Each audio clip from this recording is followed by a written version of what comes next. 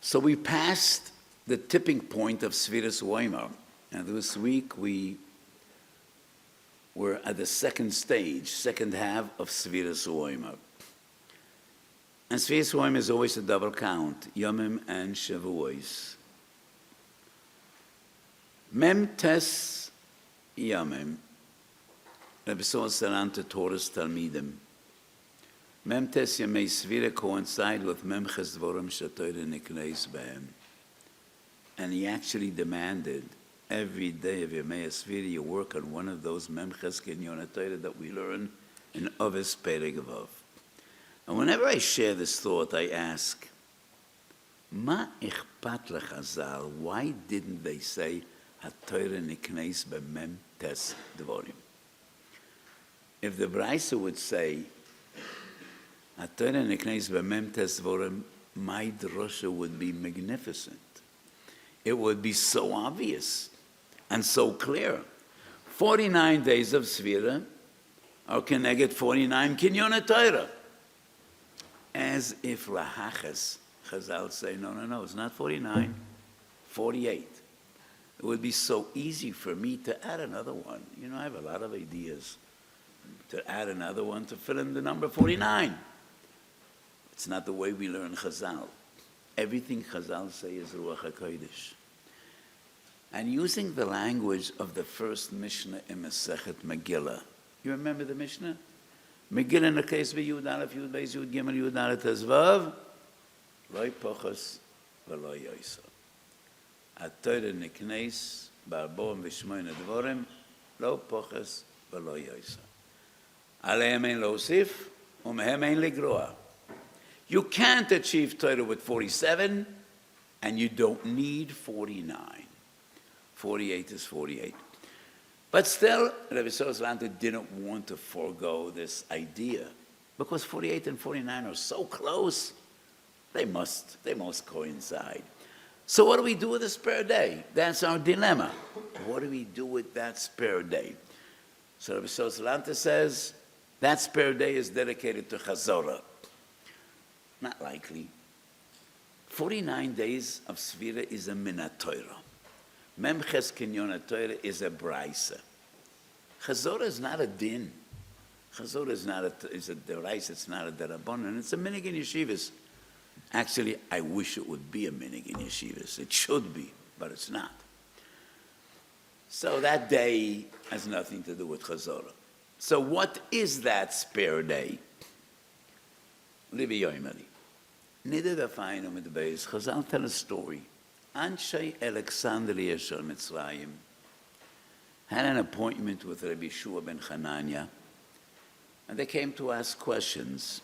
Lahavdil, many people, Shiva boys come to me for a Q&A session, and they had a lot of questions. Some of them were stupid questions, and some of them were smart questions. Not for me to decide, but that's what the Gemara says. Divrei boirus, stupid questions, and they had some real questions. One of the questions they asked Rabbi Yeshua ben Chananya, Ma yasa odam v'yechkam? How does one achieve chachma? And his response was the most natural one. Yarbe b'yeshiva v'yamayit b'schoira. Learn basmoda.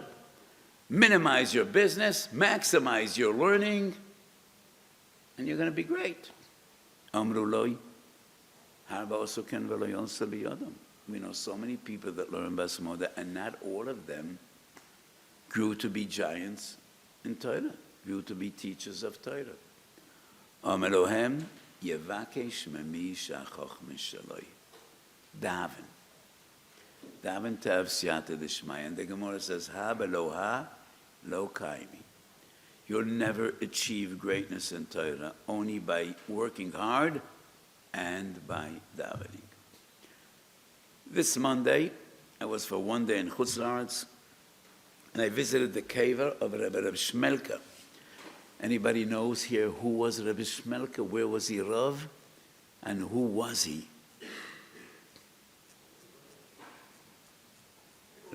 Rabbi Shmelka of Niklisburg. Who was his Rebbe? Who was his Rebbe? Who was his brother? Daflo. two brothers. The flow is known as one of the greatest Gedolim. Just to appreciate how great the flow was, he was a contemporary of the Noida B'Yehuda, somewhat younger than the Noida B'Yehuda. And the Noida B'Yehuda wrote the Tzlach and a few Masechtas in Shas, one of the greatest Achronim. And the Noida B'Yehuda writes, I planned to write a Sefer on Ksubis, but then suddenly the flow came out, and I saw his great Sefer. I don't have much to add on. And he decided, I'm not going to write a Sefer on Ksubis. So the flow was one of the greatest Gedolim. And the flow writes in his introduction that his Chavrusa was his older brother, Reb Shmelka. So Reb Shmelka was one of the great Hasidic masters, and both of them were Talmidim of the Maggid, of the great Maggid of Mezrich, who was the Baal Shem Tov's greatest Talmud. I visited his cave on Monday. I flew out for one day to visit the cave of the Chassam Sofer, and Mordechai Bennett and Reb Shmelka were buried one next to the other. And Reb Shmelka was one of the Rebbeim of Reb Mordechai Bennett. The Maharsham. Anybody heard of the Maharsham? Who was the Maharsham? Maharsham? When you're going to be a Vreichem and Koil and you're going to learn halacha, you're going to know a lot about the Maharsham. He was not a very yeshivish guy, but Reb Sholem Mordechai HaKohen Shvadron, and the famous Yerushalmi Maggid, Reb Sholem Shvadron, was a descendant of the Maharsham. So this story is not just a Hasidic Maisa written in story books. The Maharsham writes that the Rebbe Reb Shmelka once in his yeshiva said, it is impossible to be mechadish and emes achidish and Torah unless you said with kavona ahavo rabba in that day. Unless you said berchas kriya shema ahavo rabba aftonu, if you didn't say it with kavona, you can be mechadish adover emes b'Torah. One of the Talmidim, well, he had a lot of guts, got up and said, Rebbe, I'm embarrassed to say, but I wasn't mechaven this morning, and still I had a great chiddush. And Rebbe Reb Shmelka said, well, let's hear what you machadish. And he proved that it's totally off track. The Maharsham doesn't say what the chiddush was. I would be very interested to hear what that chiddush is. And let us decide whether he's right or wrong. I don't know what he said, but it's an important story. So Rabbi Shua ben Hanani says, if you want to achieve greatness in Torah, it's not enough to learn Basmoda.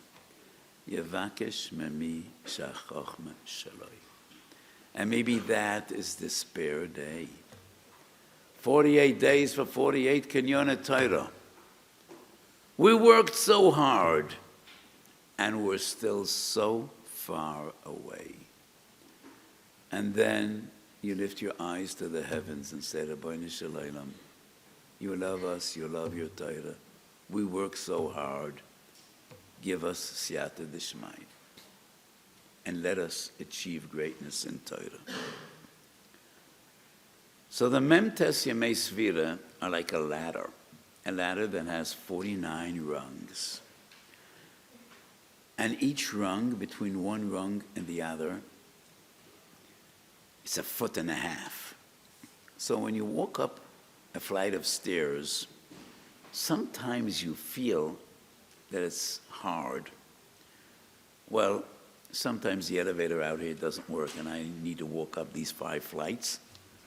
These are very bad steps in this building. And at my age, you realize good steps and bad steps. Sometimes you go up a flight of stairs without any effort. Sometimes you feel after 3 stairs that this is demanding. And the difference might be 1 centimeter, but it makes a difference. So that ladder has 49 rungs, 1.5 feet. Each rung is an effort. And the person climbs up that ladder with a tremendous effort. He's almost at the top of the ladder. He lifts his eyes, and he's horrified. The top rung is missing. There's no way he could get up there. And he looks down, and he's even more terrified, and he says, I'm not even going to try to go down this ladder because that is dangerous. It's far more dangerous going down than up. You might slip and crash to your death. He's up there almost at the top of the ladder, and he says, what am I going to do now? I can't go up. So he starts yelling, is there anyone up there? Does anybody hear me? Please. Could you give me a hand? Maybe give me some rope. I'm not going to go down. I need to go up, but I can't. So Sefiras HaOmer is a ladder, 49 rungs. And each rung is an effort. Kinyonei Torah. Memches Dvorim sheTorah nikneis behem. And we worked very hard. And we're at the top of the ladder. But we cannot get there. The top rung is missing. And what are we supposed to go down? Go all the way down? We don't want to go down because we're so happy that we came up. But how will we get to the top? Then you cry out to HaKadosh Baruch Hu, Rabbanu Shalom, you're up there, and you hear me, and you see my plight. Will you please give me a hand? Will you please help me up? And then HaKadosh Baruch Hu helps you up. You have whom to rely on. And then he is Zoiche, Doidi Sholach Yodoi Menachor, V'mayai Hamuloi. That's the 49th day. So Talmidim Yikorim, I don't mean to say wait with your tefillas till Erev Shavuos. No, that's going to be a bit late. Erev Yom Tov is too busy. Don't wait till Erev Yom Tov. This is symbolic. These ideas are symbolisms. Day 49 just teaches you the importance of tefillah. Day 49 teaches you that as much as you work hard, you're not going to get there on your own. You need Siyata Dishmaya. You need to daven. And there's no other bracha I'm aware of that is said with such passion as Ahavo Rabbo. How many times do we mention Rachamim in this bracha? Ovinu, Avu Rachaman, Hamarachem, Rachem Aleinu. It is as if a person on his deathbed crying out to HaKadosh Baruch Hu, I want to live. I want to live. Give me a refuah. No other bracha contains so much passion as the bracha on Torah. The same b'libeinu bino, lahoven, lahaskal, lilmoid, lalamoid, lishmor, v'lasoi solakayim, is called divrei salme Torah. So daven. Without davening, we never get there. Lo'uk migerse, siyata dishmaya. And that is day 49. Yerotzon shechel kenu omom. HaKadosh Baruch Hu should accept our tefillas because HaKadosh Baruch Hu gets millions of tefillas every day. So most of them ask for, I want money, I want covet, I want power, I want esteem, I want status, I want this, I want that. Some of them are legitimate bakoshes, refuas, Yeshuas. But the most precious tefillas to HaKadosh Baruch Hu are the ones in which Yeshiva boy davens, Rabbanu Shalom, what am I asking for? What am I asking for? I just want to learn your Torah. I want to make you happy. I want to make a nachas ruach for Avisha v'shamayim. Those are the most precious tefillas. And those are the tefillas that are most likely to be answered. Ma yasod v'yechkam, yarbe v'yeshiva, v'yamayit b'schoira. Harbo shekem v'lo yolsa b'yodam. Yavakesh memi shachach mishaloi.